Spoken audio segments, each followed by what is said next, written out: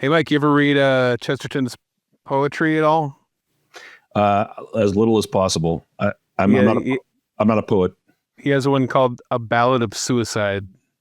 Really? Yeah, I put it to music.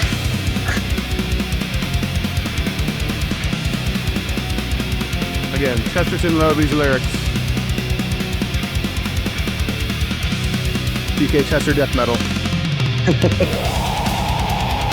Got a headbang for this.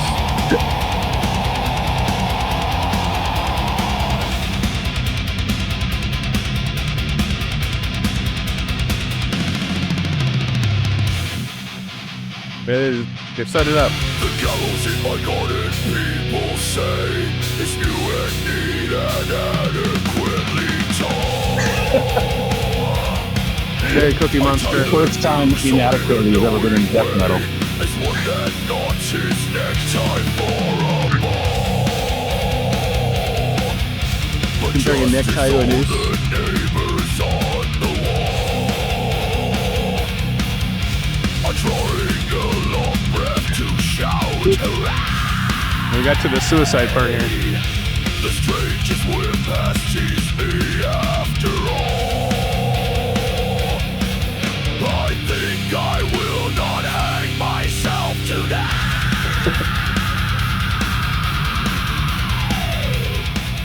I think I will not hang myself today. You're listening to another episode of Chesterton's Gateway with Ethan Nicolle and Michael Grumbine and me, A.I. Chesterton. You know, I always envisioned this poem as a death metal song when I wrote it. Marvelous. Of course you did, Chesterton, of course. There we go. Our Chester group was always finding metal band names in Chesterton's writings.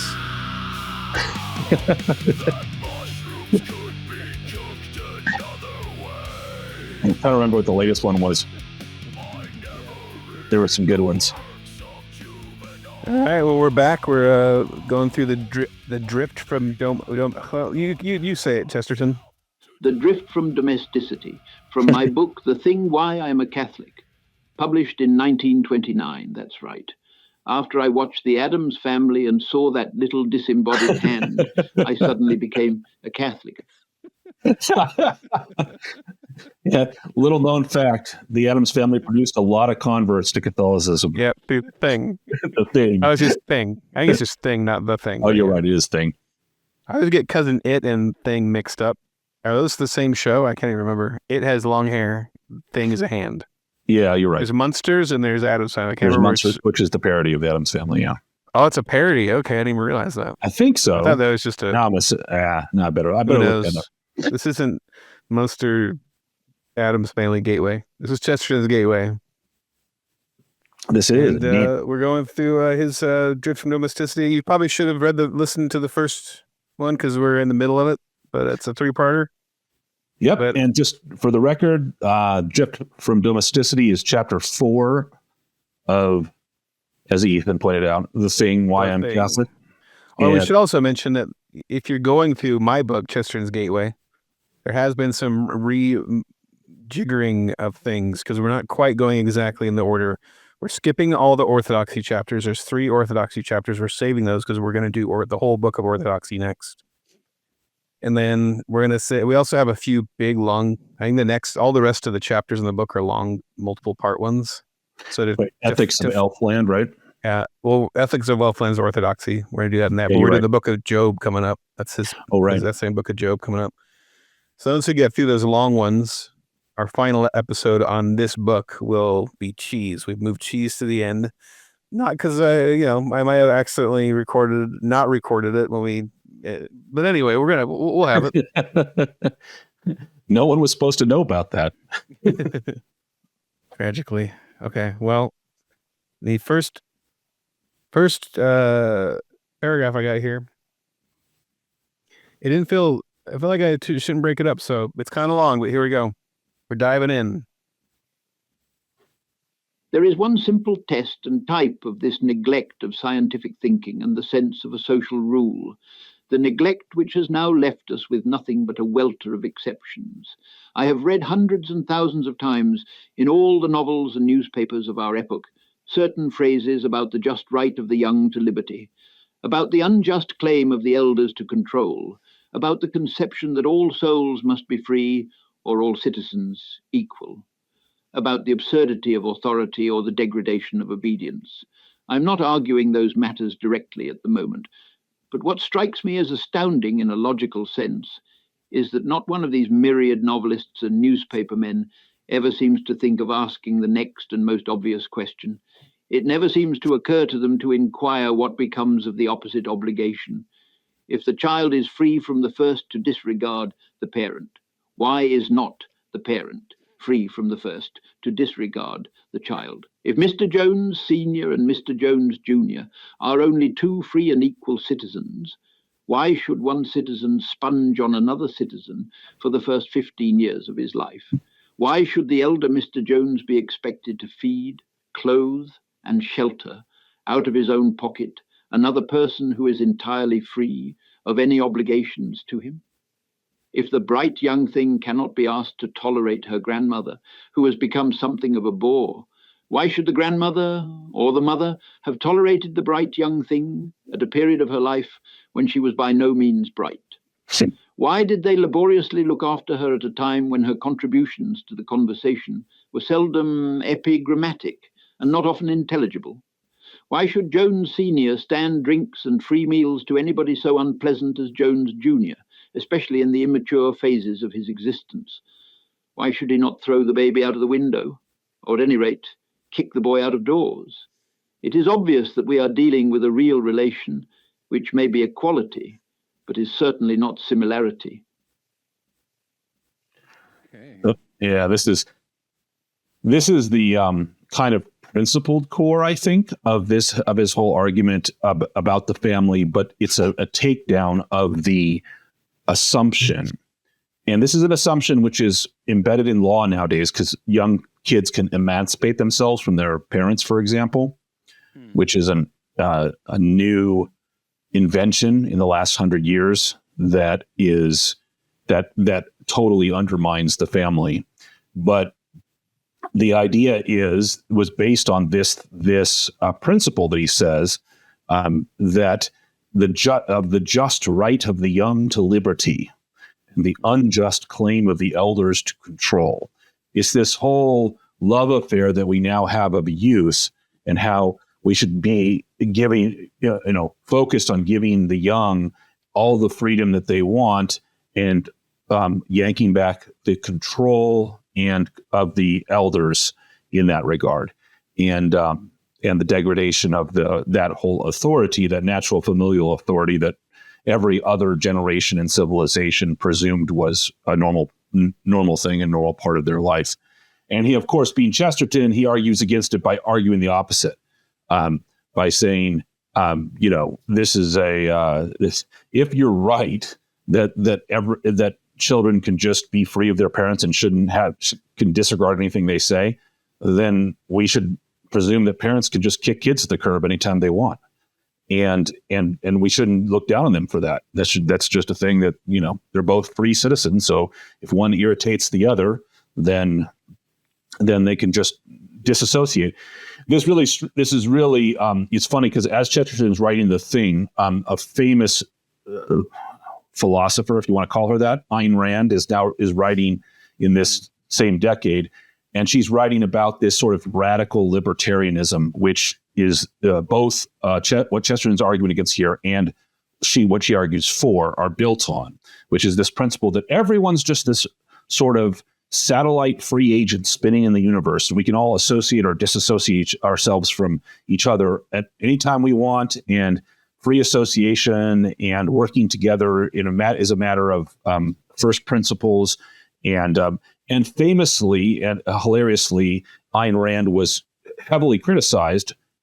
If you read Atlas Shrugged, for example, which is probably her most famous, which I have read, she has almost no children. She has like one kid in the whole book about the collapse of civilization, and because kids are really a problem for her philosophy, which is the one that Chesterton's arguing against here, because her whole point is, look, we should all be free to associate with everyone, and nobody should be able to, what Chesterton says is sponge off of another person, and no one has a right to demand of another person their labor or the fruits of their labor. The problem with that is, of course, all of society is built on that idea with parents and children, where parents are, it's good and right for them to take care of their kids and let them sponge off them for their entire childhood. And so for a philosopher like Ayn Rand, she has no place for that. And so she just dodges by just not having any characters that are children, basically. And so this is the same problematic principle that Chesterton is taking down by paradox, by showing the absurdity of taking that position to the extreme. I just feel suspicious of anybody who's all about like giving the youth freedom or like more power. That's like, who's the least likely to like really think things through? Who's like the most easy to influence? So if you're, and so I just feel like it's always like rock the vote things for the youth, get the youth out to vote. It's like, oh, right. You want dummies to exactly. You want dummies on your side because your ideas are easy. They proposed like having 16-year-olds. That was a thing that happened in the last couple of years. We should lower the voting age to 16 years old because it's how come we're so unfair as to not let the youth vote and help voting. And the answer is the youth are a youth for a reason. They're not. They follow trends. Well, actually, Chester is going to go into how silly the youth are in following trends and just doing what everyone else does all the time. They think the least about things much of the time. And so why would you have them vote is the real question.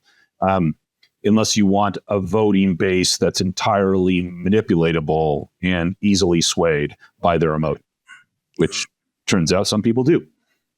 Yep. All right, well, let's keep her moving here. Some social reformers try to evade this difficulty, I know, by some vague notions about the state or an abstraction called education, eliminating the parental function. But this, like many notions of solid scientific persons, is a wild illusion of the nature of mere moonshine. It is based on that strange new superstition, the idea of infinite resources of organization. It is as if officials grew like grass or bred like rabbits. There is supposed to be an endless supply of salaried persons and of salaries for them, and they are to undertake all that human beings naturally do for themselves, including the care of children. But men cannot live by taking in each other's baby linen. They cannot provide a tutor for each citizen who is to tutor the tutors. Men cannot be educated by machinery. And though there might be a robot bricklayer or scavenger, there will never be a robot schoolmaster or governess. The actual effect of this theory is that one harassed person has to look after 100 children instead of one normal person looking after a normal number of them. Normally, that normal person is urged by a natural force, which costs nothing and does not require a salary, the force of natural affection for his young, which exists even among the animals. If you cut off that natural force and substitute a paid bureaucracy, you are like a fool who should pay men to turn the wheel of his mill because he refused to use wind or water, which he could get for nothing. You are like a lunatic who should carefully water his garden with a watering can while holding up an umbrella to keep off the rain. All right. Yeah. This is a big there. one. First part of that, I actually thought this was 2 paragraphs. So I started to talk. So sorry about that. The first part of that is directly him taking down communism. That's the way I see it. Like it's basically this here, the socialist / communist is proposing a system where all the education of the young that was done by parents should be done by bureaucrats. And we just apparently have an infinite amount of endless supply of these people. Exactly. They breed like rabbits, apparently. Which, funnily enough, in collapsing and corrupt civilizations, they actually kind of do. But they don't provide any useful kids though. Yeah. They don't provide useful services either. They just protect their own salaries. But there's one passage in that which people are going to find really funny nowadays because, of course, this is where we're heading. It says men cannot be educated by machinery, and though there might be a robot bricklayer or scavenger, there will never be a robot schoolmaster or governess. So the modern, 21st century internet denizen would look at this and go, well, Chesterton's wrong about that, because although we don't quite have robot bricklayers yet, we can see how that might work. But we definitely have, Khan Academy online. We definitely went to COVID and tried to educate everyone via technology, although technically there were still teachers in the classroom, apparently, or they were on the camera. But that didn't work out too well. And Elon Musk might think what he can think, that everything's going to be robots and it's just going to be better but it turns out Chesterton's point would be there's something about the schoolmaster or the governess. That's the schoolmaster is, of course, the teacher. The governess is, of course, the nurse or the person that manages a child at home, and who, in place of the parent, hired by the parent in some cases, the tutor of the child at home who teaches at the home. They need a personal attention. They need personal attention, and a robot isn't going to be able to provide. They might have the knowledge or from a technical perspective, like Khan Academy does, a series of videos that you can learn about almost anything from, but they won't have that personal touch.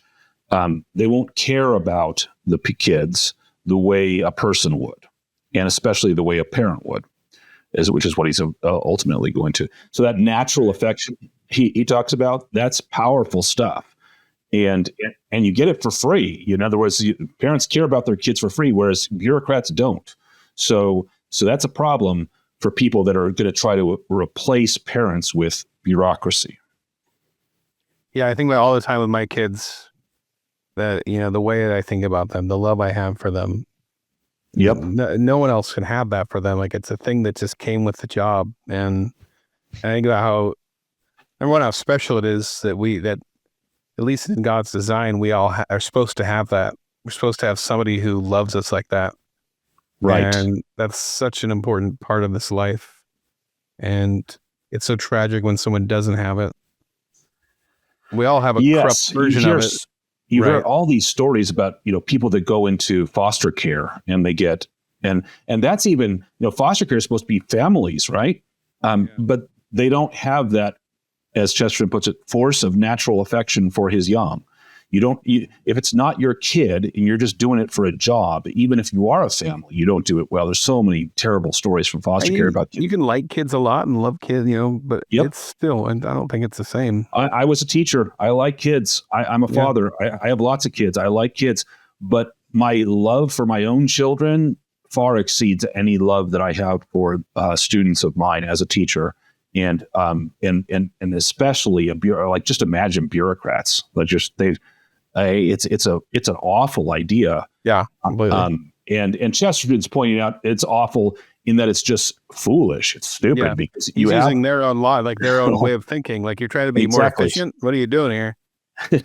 You got free. You get these people do all this stuff out of the pure motivation of their love, and you're going to, rather than dump billions of tax dollars on bureaucrats to get it done. Yeah, it's just it's just a stupid idea.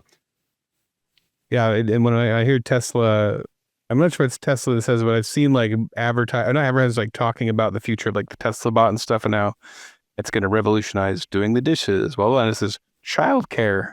Like, no, don't be having your robot watch your kids. And people are gonna. That's the thing that freaks me out. People are gonna. Eventually, it's going to become normal. Kids are going to grow up with these soulless robots teaching them. And then the robots will be heavily regulated. And this is how the commies are going to get their bureaucrats in every household teaching children. It'll be through the robots. Yeah, I think you're right. That's where we'll trend. Before it becomes normal to all of society, there'll be a kind of collapse, in my opinion. Because it'll be a big war. Because there'll be, like, the people raised by robots, it's so inhuman that you can't do a good job, and the people will end up you'll just end up warping children, and it'll not end well. But let's get on to the paragraph where Chesterton cancels himself.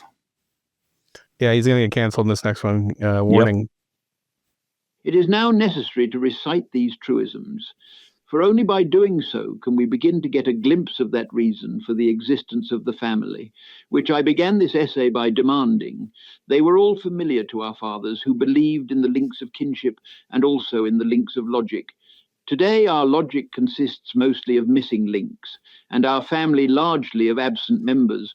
But anyhow, this is the right end at which to begin any such inquiry, and not at the tail end or the fag end of some private muddle by which Dick has become discontented or Susan has gone off on her own. If Dick or Susan wish to destroy the family because they do not see the use of it, I say, as I said in the beginning, if they do not see the use of it, they had much better preserve it. They have no business even to think of destroying it until they have seen the use of it. Well, there we go.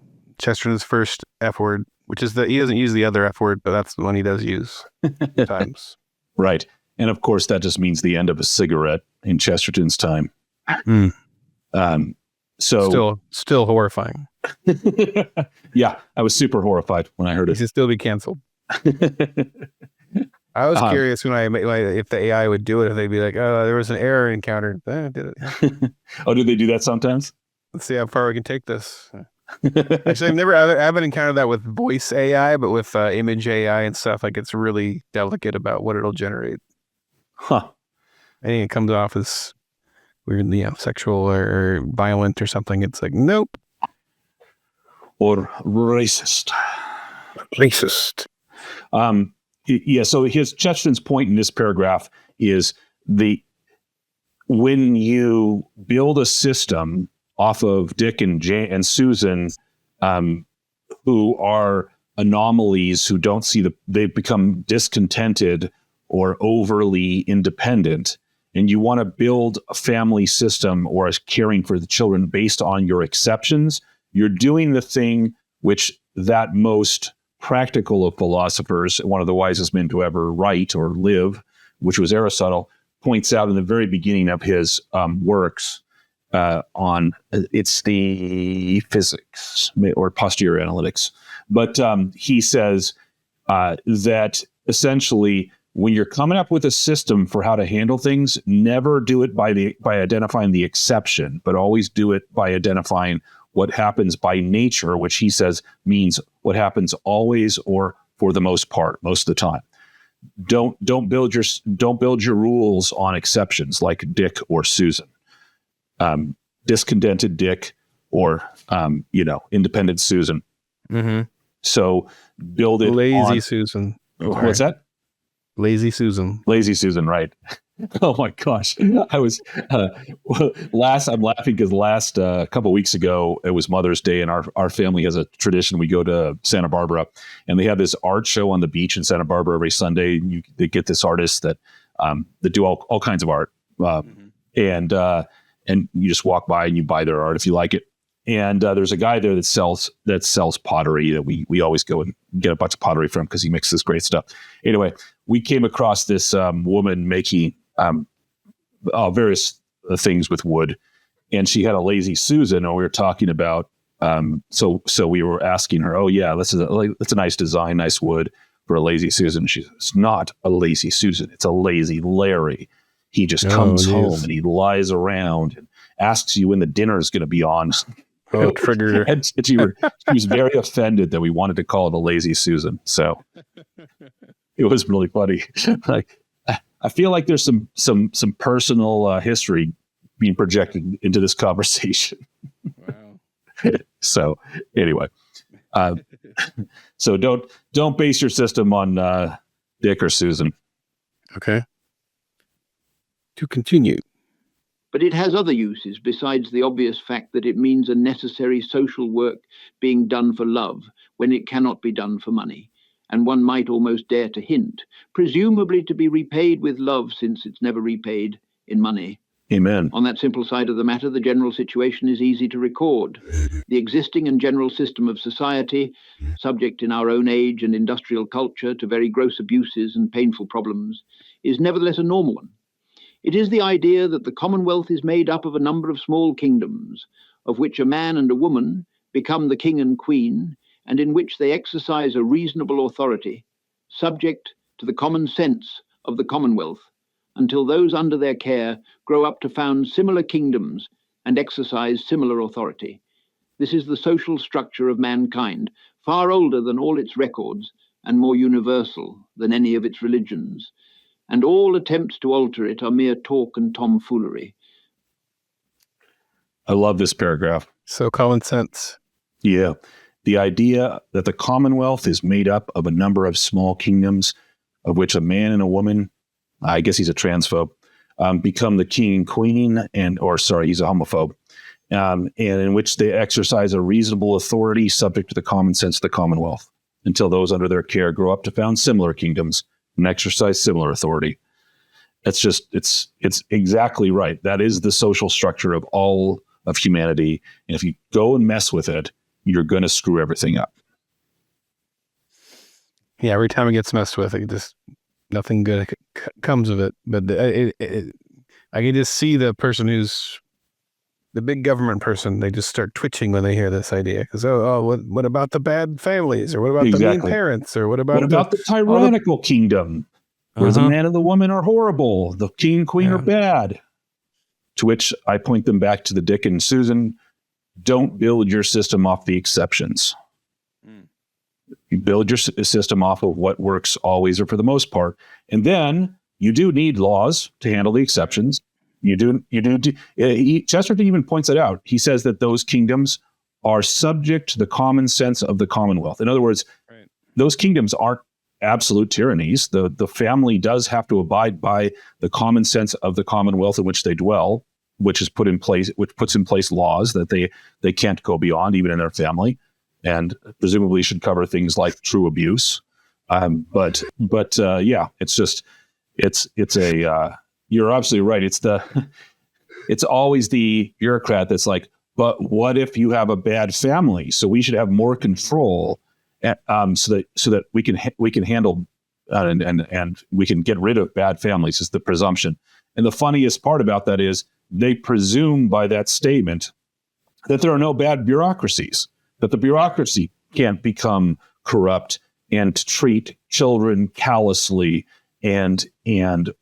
or carelessly or even evilly, that the bureaucrats themselves are above suspicion, and which is of course ridiculous, especially since they don't have a lot of people that have the view of families that there's sort of this oppressive, like it's not right that the parent is teaching their kids their religion or whatever, and that kid's being forced to grow up with these ideas being forced upon them. And they're really just trading that for forcing their own ideas upon kids. Exactly. Exactly. The system, I mean, there are a few people that would say like what we should live in is like these utopian communes where nobody has anything enforced on them. But most of the time, the people that say what you just said, what they really want is a system under which bureaucrats and government has control over what the kids believe or don't believe. That's the correct thoughts in their heads. Yeah, yes. Exactly. And back to Chesterton's point, a lot of kids do grow up with their parents teaching them all kinds of stuff, and some kids are all different, you know. Well, some kids go along with their. Exactly, the idea that the family is some kind of brainwashing institution. Anyone that thinks that is an idiot because they haven't looked around and looked at like how many. It's unbelievably normal for kids to go a different path than their parents taught them. So what? Like it's clearly not a tyranny. Clearly, have a journey kids go on. It's exactly. Like rejecting their parents. Some come back, but most go through a period of rebellion. I hope my kids do things differently than I do. I hope I want them to be able to look at the world, use their own reason, develop their faith and make their own choices. I want eagles, not turkeys. I don't want for children. So it's a thing which is this is a nonsense position. It's mostly promoted by people that, to be fair, some people that were part of really horrible families, like you have the people that they are the exception, but they grow up in truly broken and awful homes. You know, I was a teacher at an inner city school in Cleveland for many years, not many, but a few years. And I had to pick up kids from school, from their home with literally broken windows and not a parent in sight, so they could get to school that day and get something to eat. So like these exceptional cases do exist. Where the family is broken, but that doesn't mean that the answer is the state should take over. You're just going to end up with something worse. Right. All right. Final paragraph of this episode. Here we go. But the other advantage of the small group is now not so much neglected as simply not realized. Here again we have some extraordinary delusions spread all over the literature and journalism of our time. Those delusions now exist in such a degree that we may say, for all practical purposes, that when a thing has been stated about 1,000 times as obviously true, it is almost certain to be obviously false. One such statement may be specially noted here. There is undoubtedly something to be said against domesticity and in favor of the general drift towards life in hotels, clubs, colleges, communal settlements, and the rest, or for a social life organized on the plan of the great commercial systems of our time. But the truly extraordinary suggestion is often made that this escape from the home is an escape into greater freedom. The change is actually offered as favorable to liberty. I guess he's going to get into that next time. Yeah, he's going to. This is the lead up paragraph. What he's saying is, so now let's look at the systems which people escape from their family to. The lifestyles of college living, of club living, of communal settlements, of the salesmen that live in hotels and travel around, or the life of that aside from your family. It's definitely true that this is a thing that's happening, and it has its own things that could be said about it. Sometimes even somewhat positive for certain stages in life. For example, like I would say, for example, when a kid's growing up and learning before they have families of their own, but they're learning to live in a community different from their parents, like college community, for example. Mm-hmm. There can be a real benefit to that. The military is another example of that. But if you're going to say, Chesterton's going to say, well, you can say things for that, but if you're going to say that it increases liberty leaving the family, then I, Chesterton, disagree. I think it's the opposite. So he's going to go on into detail on that.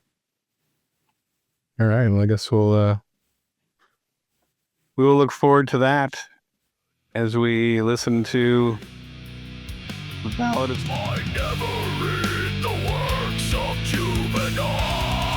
Is this the suicide song again?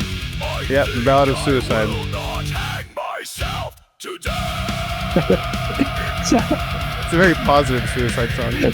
I'm really glad that when you went death metal, you did his poem on suicide. That's awesome. Yeah, I found it as we got it to work. I'm gonna try to do more of his poems as his songs down the road here. Yeah, I do not think I'll hang myself today. That's awesome. It's H.G. Wells, so you made an appearance.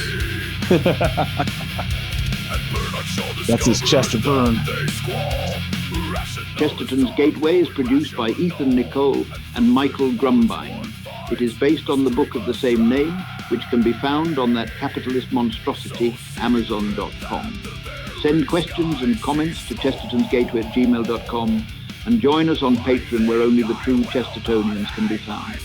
Goodbye. All right, headbang.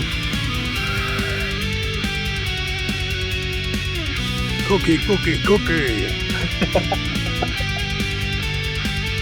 Cookie Monster did it best. Bring it home next week. Part 3, the finale. coming up.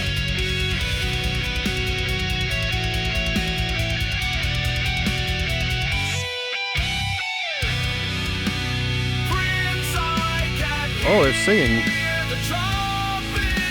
I never got this far.